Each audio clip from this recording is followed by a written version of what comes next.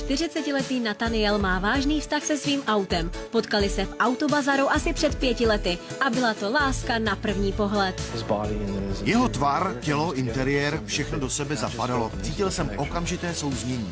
Jeho obsese začala už v pubertě, když stavěl modely autíček. Pravou lásku ale našel až v Chaseovi, který je jeho prvním a doposud jediným partnerem. Upřímně nevím, proč tomu tak je, jen vím, že ho bezmezně miluji. Má rád stejnou muziku jako já, máme i svoji oblíbenou píseň. Když měl své první narozeniny, chtěl jsem pro něj přichystat něco speciálního, tak jsem ho vzal na vyhlídku. To bylo skvělé, jen vedle sebe ležet a být spolu. Jejich vztah ale nezůstal jen u dárečků a milých gest. Does that feel good? You're handsome, man. Love you, baby. Někdy se spolu i milujeme. Nejčastěji to dělám tak, že se nakloním přes blatník na kapotu. Třu se o něj a hladím ho. Nejodvážnější poloha je, když jsem pod ním.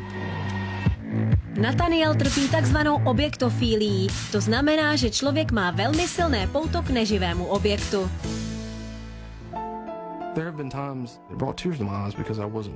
Když nejsem s ním, je mi smutno. Mám jeho obrázek na ploše, abych se na něj mohl kdykoliv podívat. Kdyby mu někdo ublížil, zlomilo by mi to srdce.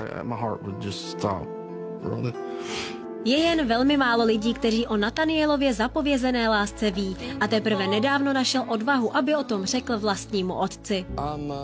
Nevím, jak to říct, bude to znít divně. Mám vztah s Chasem, sexuální i emocionální. Ty máš poměr se svým autem? Ano. Nevím, je to těžké pochopit. Špatně se tomu věří, ale pořád je to můj syn.